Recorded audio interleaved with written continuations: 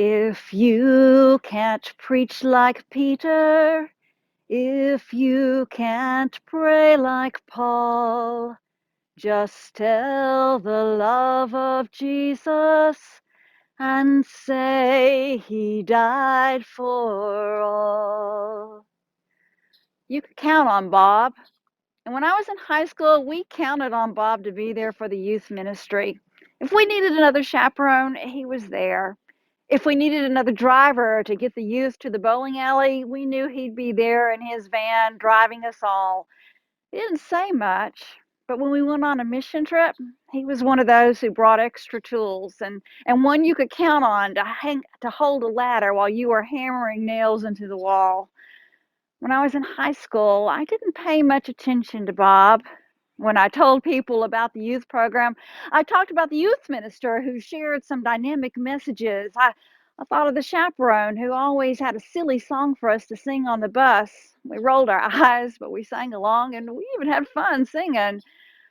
I didn't talk much about Bob or even think much about him until later. Later, when I'd graduated from high school, and it was a time in which, while I occasionally went to church on weekend visits home, I pretty much didn't think I had time for church or prayer or God. And then I was home one weekend and I was in a department store and saw Bob. He was the one who recognized me. He came over and started talking and asking questions. How are you doing? Are you enjoying college? Have you found a church home? I don't think I'd ever heard Bob say that many sentences in a row in the whole 4 years in the youth program. And then Bob pulled out an index card out of his pocket and he said, I pray for you every Friday. Here's my prayer list. I pray for everyone in your youth group on Fridays. And on the card were names for Monday and Tuesday and Wednesday and Friday. And I was a bit ashamed. I don't think I'd thought about Bob in the years since graduation. I didn't deserve his prayers. It was grace, and it encouraged me in a way I never expected. Bob wasn't his real name. And sometimes when I tell the story of Bob, I think I should use another made up name for him, a name like Barnabas. That was the name they called Joseph, the Joseph who lived in Jerusalem, one of the first disciples. Instead of calling him Joseph or Joe, they called him Barnabas, which means son of encouragement. And Barnabas pops up here and there throughout the book of Acts. Sometimes he shows up giving what he has, giving in ways that encourage others who are in need. And when Paul shows up in Jerusalem, ready to tell his story of encountering Jesus, wanting to join the disciples in ministry, no one wants to have anything to do with Paul. I imagine that some think it could be a plot, that Paul is going to keep on persecuting the church if he can just get in. And I imagine that there are some who have decided that even if they did believe Paul, they're not going to listen to him, not going to admit him into the fellowship because he's the one who hurt us. He's the one who held the coats so that people could stone our friend Stephen. I imagine them saying, there's nothing he could say now, nothing he could say now that would allow him to be part of our fellowship. But Barnabas, son of encouragement, Barnabas pops up again and offers grace, lets the past go. He sees something in Paul that no one else wants to see. And in every church, there's a Bob and a Barnabas, someone who doesn't care about getting credit and accolades.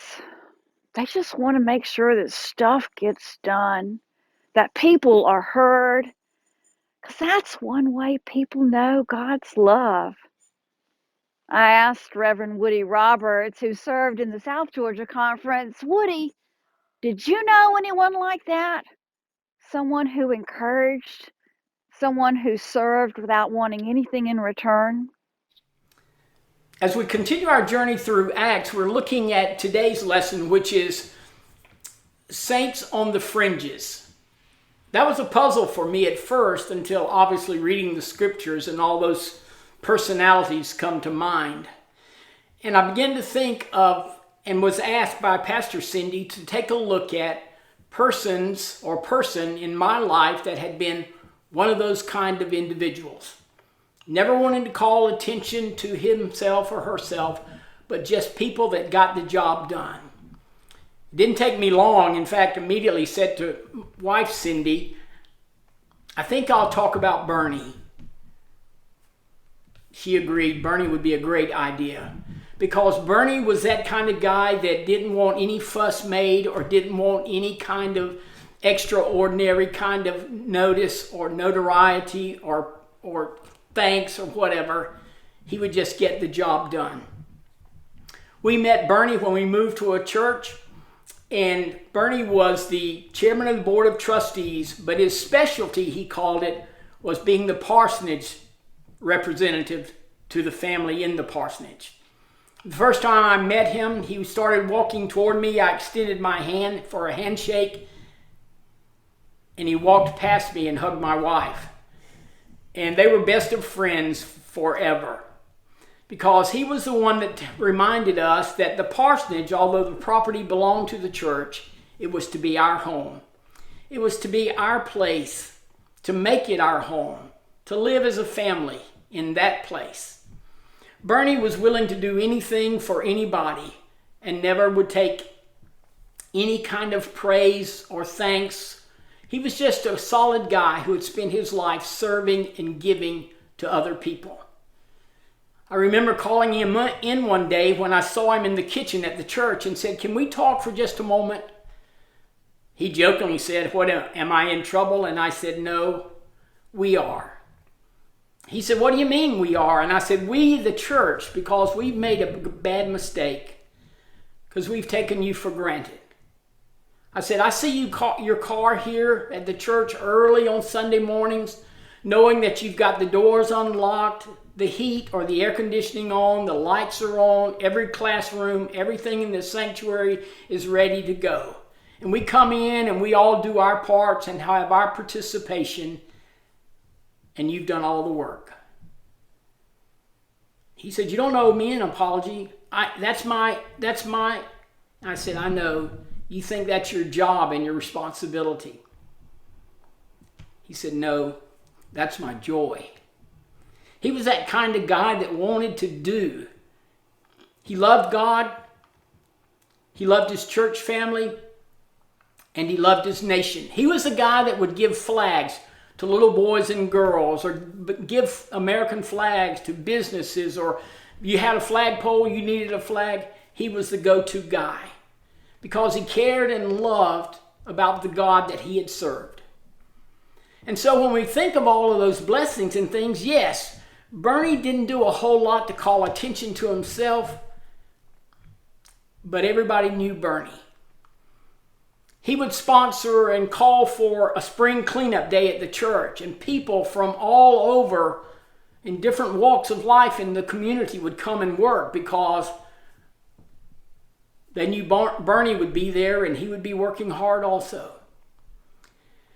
And so he was that guy that recognized and cared about people.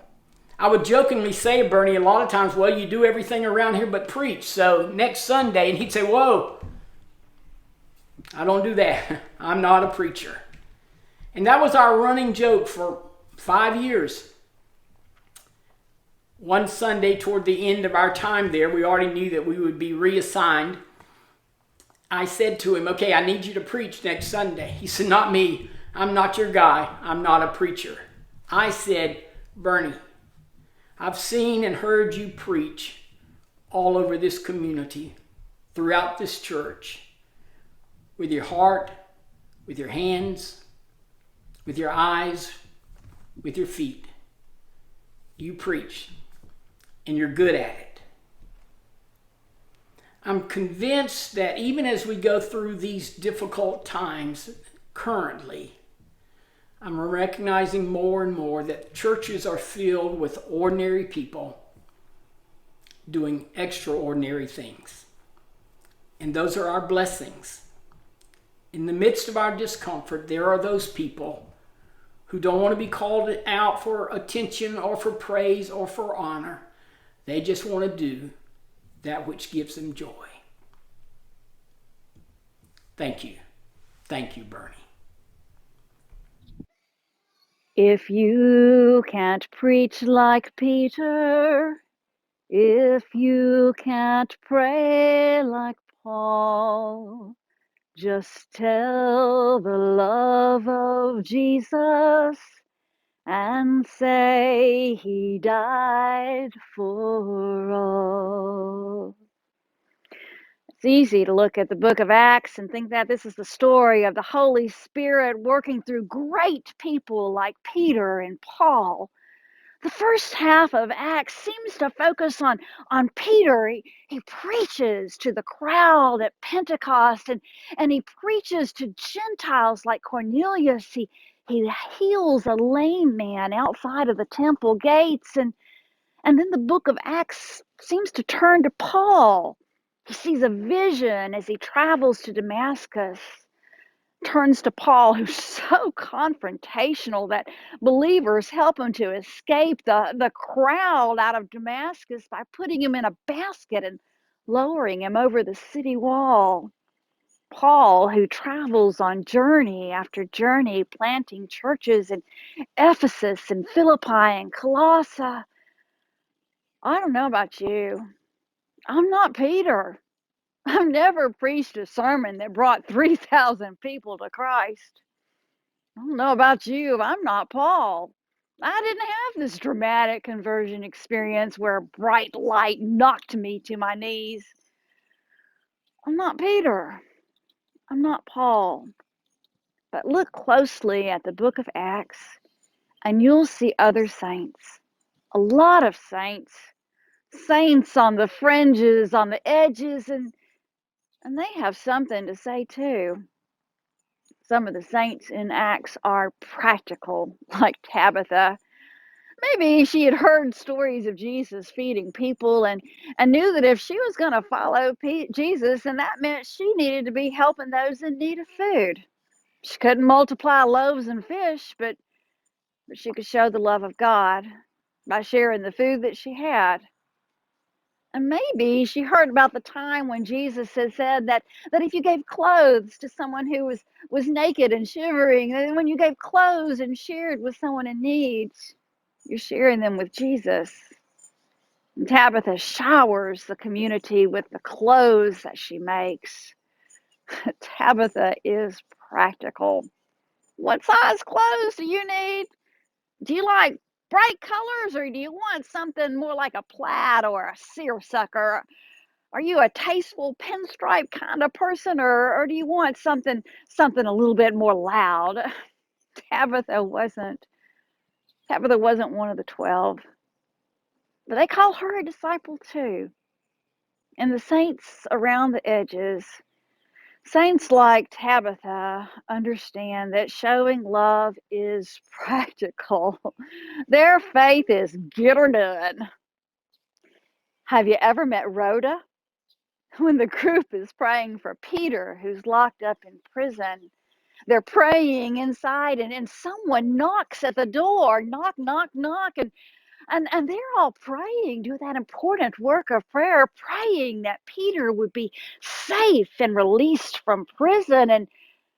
And Rhoda goes and hears the knock on the door, and goes to see what's going on.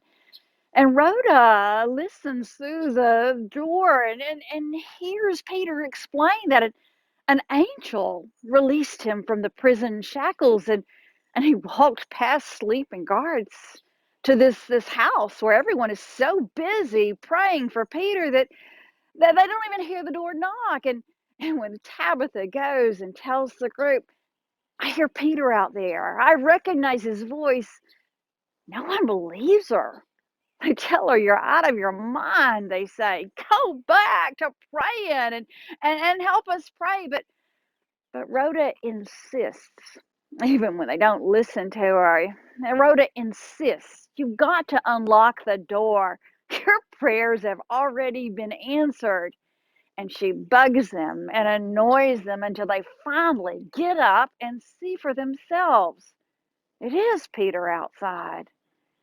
And if it weren't for a saint around the edge, a saint on the fringe, Rhoda, who was persistent and stood up for what she knew was true, they'd still be inside praying and Peter would still be outside knocking on the door. I'm not Peter. I'm not Paul. I've never even met someone like them. But in the church, I've known people who are encouraging and persistent. I will never forget Bob, the quiet volunteer who kept praying for the youth long after they've graduated. And in the church, I've met people who are practical and humble, like Bernie, the trustee, who doesn't want any credit, just wants to make sure that what's needed is done. Get her done. I'm not Peter. I'm not Paul. Oh, and neither are you. And that's a good thing. That's a really good thing. There has to be a Rhoda, or Peter would still be standing outside knocking on the door. And there has to be a Barnabas, or the church in Jerusalem would still be shutting out Paul, saying, we don't trust you and we don't need you. And there has to be a Tabitha, reminding us that to be a witness for Christ in Jerusalem, in Samaria, and to the ends of the world, it might mean sharing food with a neighbor next door. And it might be noticing who around you looks a little ragged, who needs help in practical ways. And there has to be you. Long ago, God began a church with people like Peter and Paul, but many, many more saints around the edges, saints on the fringes, saints like Barnabas who kept encouraging, saints like Rhoda who was persistent, oh, saints like Dorcas who kept helping in practical way. God needed all of them to begin the church, just like God needs you. And so keep encouraging in those times when you wonder, who can you trust? And keep persisting even through those times when you wonder, does anyone even hear what you're saying? Does anyone ever even realizing what you're doing? And keep on keeping on in practical ways that get her done. Because it wasn't just Peter and Paul God needed to birth a church.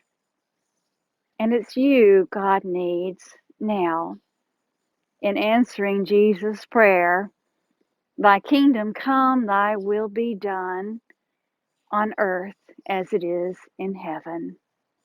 Amen.